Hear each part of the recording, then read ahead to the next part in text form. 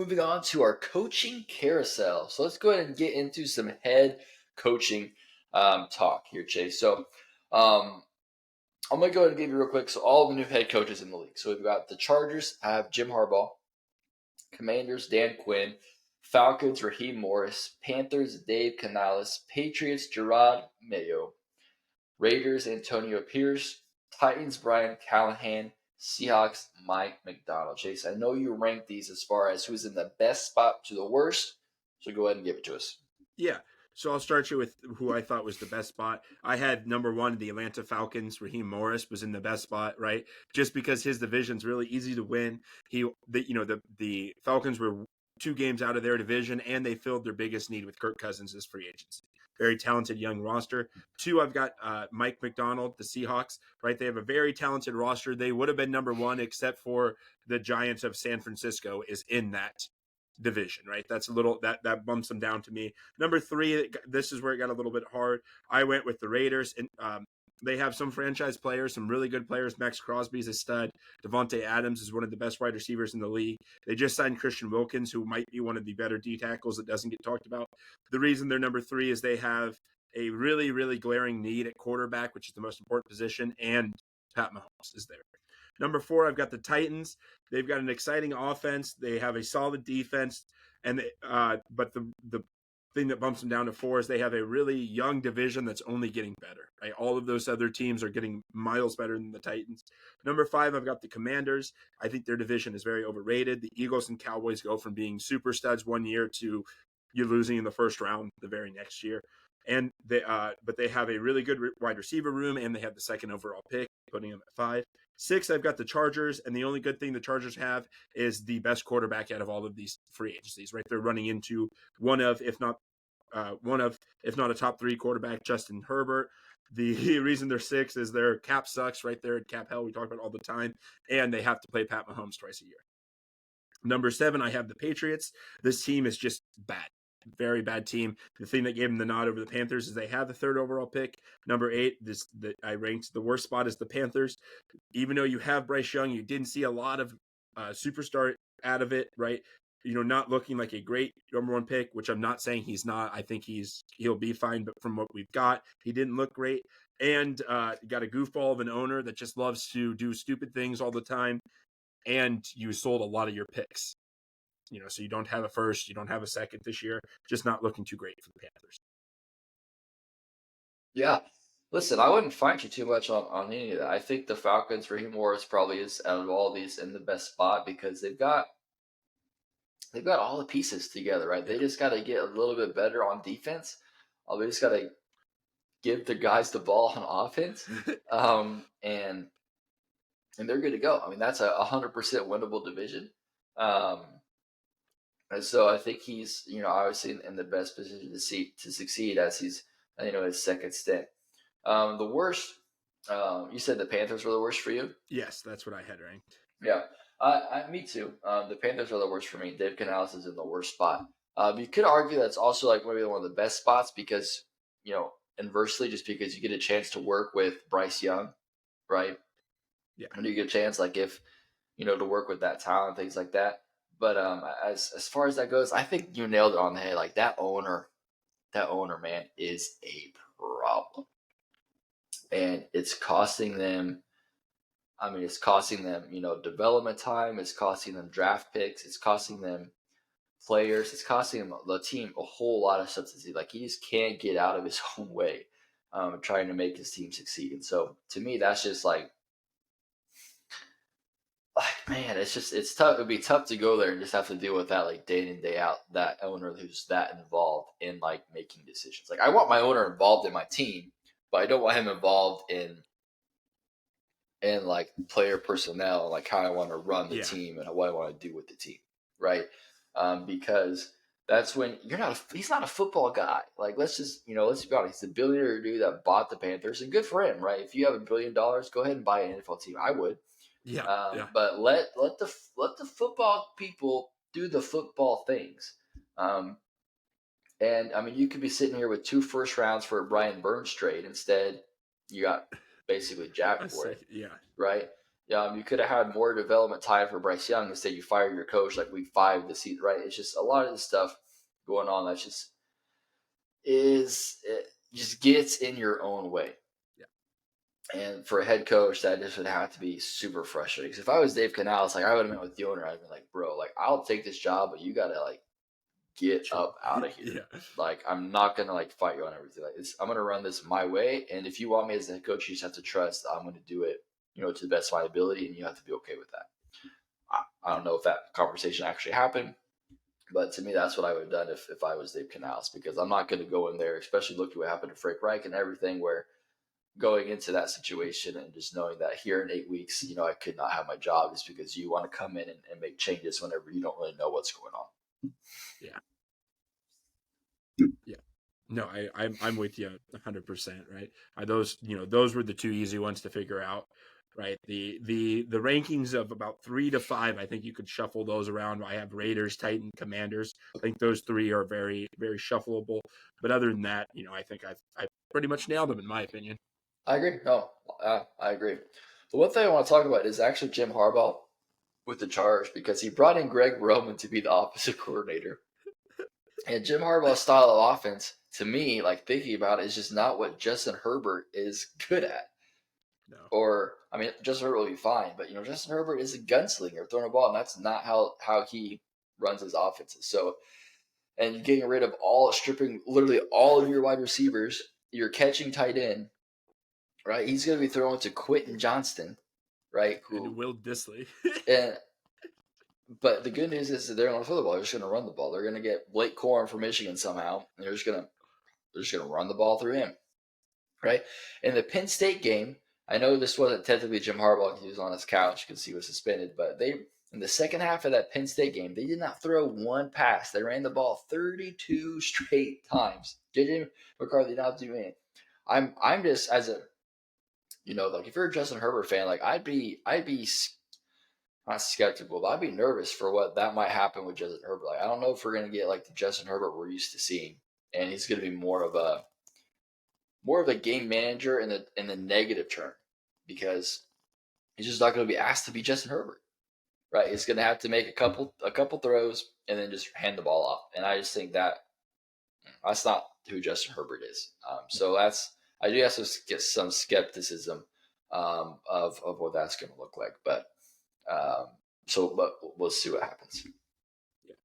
Yeah, and I'd like to. I mean, I haven't yet. It'd be interesting to go back and look to see. When he had Colin Kaepernick or his quarterback at Stanford. I can't remember his name. It was like one of the greatest all time.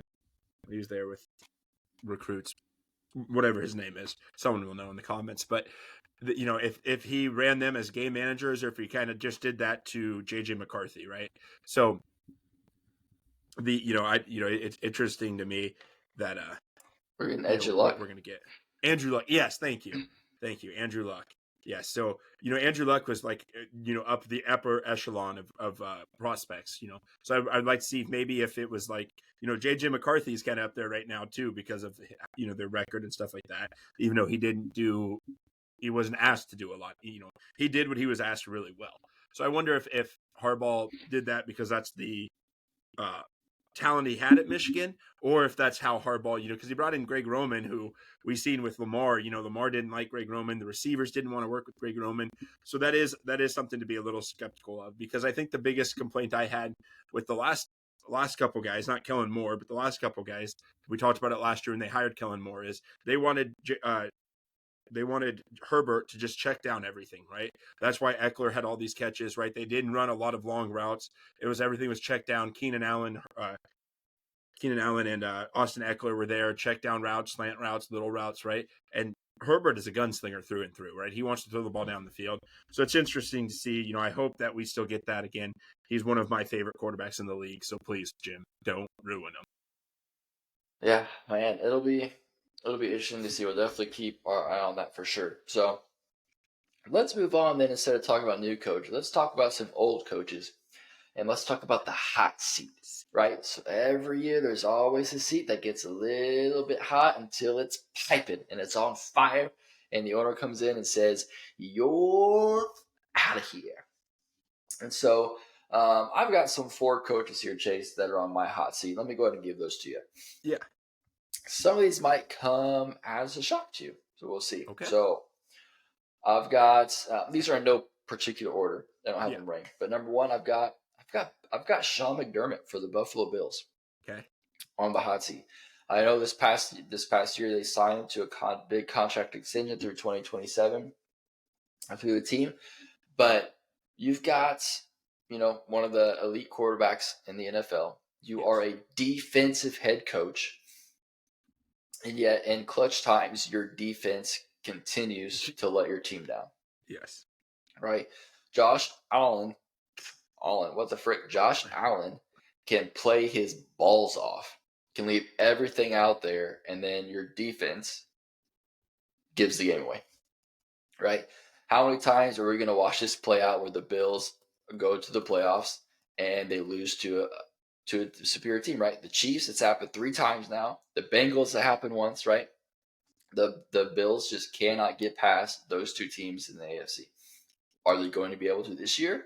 Who knows? Are they going to be able to do it ever? Who knows? But at some point, the head coach, the buck stops with you, especially when you're the defensive head coach. So I thought that they should have moved off of him sooner.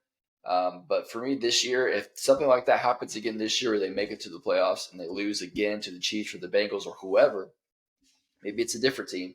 I just think that maybe the Bills decide, listen, clearly what we have is not working, and they move off of him. So that's number 1 there for Sean McDermott. Number 2, I've got the Jets, Robert Saleh. Listen, great defensive coordinator. But as far as how he does as a head coach, I think he's a terrible head coach.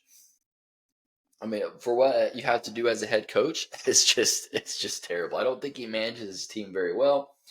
And the biggest red flag for me was just the inability to move and replace, not replace, but to get a backup quarterback or get another quarterback in there whenever Aaron Rodgers went down. Week 1, right? Wasn't week 10, wasn't week 12, right? It was week freaking 1. You literally had 16 other weeks to do something, and you just didn't do it, right? You stuck with Zach Wilson. That clearly wasn't it. And just how he is. So I think that, hopefully all is well. Aaron Rodgers come back, it's healthy, everything's healthy. But if they sputter out, if they don't do well with the talent that they have, because they're loaded, let's be honest. If they stutter out, I wouldn't be surprised if they move off of Robert Saleh after this year. That's number 2. Number 3, I don't think this is going to be a shocker. It's going to be Eagles head coach Nick Sirianni. Right? I don't really hate a lot of people, but I hate him. He's just like acts like a child out there, doing stuff all the time. Like when Frank Reich was fired, he was going there to the fans, like, dude, what's afraid? Like just doing stuff like that. After they won the Chiefs game this past year, he was going in a tunnel. He's like, I don't hear crap from you guys now, which I don't mind. Like, they beat us, so that's not why I'm mad. But just like his childish and churlish antics and stuff, and that's just what he does. Just who he is, like how he acts. I just don't like. And as a head coach, I just don't like. That being said, right, Eagles had a historic meltdown last season, right, after going toe-to-toe with the Chiefs, barely losing that Super Bowl, finishing it up with having a disastrous last month or 2 of the season, and then finishing up with that horrible first-round playoff exit against the Bucks. The Eagles, we know, they are a very passionate team, a passionate city, a passionate fan base, and they don't hold on to mediocre for very long. So if they follow up with another season like that, would not surprise me if Nick Sirianni is no longer the head coach for the Eagles. And last, this one I think might be the most shocking. I've got Steelers head coach Mike Tomlin. And the reason why is because we're resting on just his laurels of he's never had a losing season. How long can that go before you realize you don't want to just be a slightly above 500 team? Right? And I love Mike Tomlin. I think he's a fantastic head coach. I'm not saying he should be on the hot seat because he's a bad head coach, but I just think of how long are the Steelers going to sit there and be just complacent with what they're getting out of their team. And maybe Mike Tomlin can go to another team and be better off, right? build up another team, right? I'm not for sure who that would be, but I wouldn't. I would still be shocked, but I also wouldn't be shocked because obviously I'm saying this. But I think Mike Tomlin would be on the hot seat just because if they have another mediocre season, is this the final of the season where he has a sub 500 record because of Russell Wilson? Right, all this different stuff could happen here. And I just think that this might be, the year where if they finish, if it's still around 500, they just, mutually agreed to part ways. He's not necessarily fired, but just mutually agreed to part ways so he can look at somewhere else, just to try to continue to coaching because I do believe he's one of the best coaches in the NFL. Just the organization, the team just hasn't been it for a while. He's been keeping them afloat. But you can only keep somebody afloat for so long. So I think it'd just be in his best interest, maybe the Steelers too, just to mutually agree to part ways and move on to hopefully bigger and better things. So those are my 4 that I have officially on the hot seat. Yeah, I have 4 different ones. Let's So, go. I agree with all of yours. I can't believe I didn't have Sirianni. I think I was 100% preying on Sirianni's downfall. I really don't like that guy, so I can't believe I left him off. But starting with number 1 is them boys, the Cowboys, Mike McCarthy. I think his seat should have been hot last year. It wasn't. Somehow he survived that humiliating meltdown in the playoffs, and they went all in to save his job in the free agency, except they didn't. They let people walk. I don't know how they're going to do this. I think this is all on Mike McCarthy's coaching, right? They have good players now. We've seen their good players can only get them so far. They need a coach. Number 2 is I think the worst head coach in the league is the New Orleans Saints head coach, Dennis Allen. That guy has no idea what he's doing. The team is just mediocre, and it's just because he starts with it, right? He is a mediocre head coach with no idea of how to build an offense. He just grabbing old players that used to be good to assemble them, right? They just signed Chase Young for some reason. What good does that do him? I'm not sure, but I think he's number 2. Number 3, this is a hot seat for me, but he's been fired once before, is Dougie P down in Jacksonville, right? You have a really, really talented team, and you were given a year to get over the Urban Meyer stink. They made the playoffs. They had that crazy upset against the Chargers last year. They follow that off with an record that looked easy. Turns out it was one of a little bit more challenging than everyone thought, right? The teams that they played were good, but still you've got to make the playoffs, especially with a team built like that where you don't really have a number 1 need. You don't have a hole. You just have a good talented team, right? Not like the Niners per se, but it's a playoff team and you've got to lead them. And my last one is the Bengals head coach, Zach Taylor, right? I think they're playing a fourth place schedule this year, right? Last year you got the Joe Burrow. You kind of got off the hook with him getting hurt, but again, Joe Burrow didn't win a game till week 6, right? They started off really poorly, and I think that his coaching has shown in the past that he's not really the get up and go guy, right? Their offense relies a lot on Joe Burrow and Jamar Chase to make plays happen out of nothing.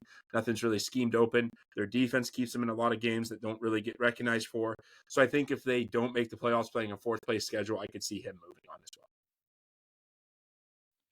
well. Yeah, so I mean, all the other ones I agree with except for the Zach Taylor with the Bengals, just because I've said this before. This is one of why I rave about Joe Burrow, just because when Joe Burrow was healthy, always ends in at least the AFC Championship, right? And so whenever you've got your starting quarterback there, you've got the guy, right, and you do well. Even whenever Joe Burrow was out, they were only one game out of making the playoffs, right? That's true. So he'll play well. So I don't think that would be enough to have his job, have his job in jeopardy to where he'd be necessarily on the hot seat, at least this upcoming year, right? Joe Burrow should come back fully healthy, right? Hopefully he stays healthy the entire season, nothing gets hurt. You're right. The Bengals always start off slow. I'm not for sure why that is. Is that with the players? Is that with the coaching? You're just not going into the season prepared? Probably you could say it's mostly the coaching, right? Just always is. They always find a way to turn around, the mid to later half of the season. Obviously, they couldn't do it this year. Obviously, they were, playing with 2 hands behind their back because without Joe Burrow. So everybody else would agree with 100%. But I'm not on Zach Taylor. I think he's safe regardless of what happens. I don't think they would be. I don't think they're going to be towards the bottom of the league. They move off of Zach Taylor and find somebody who they think could come in and be better than him.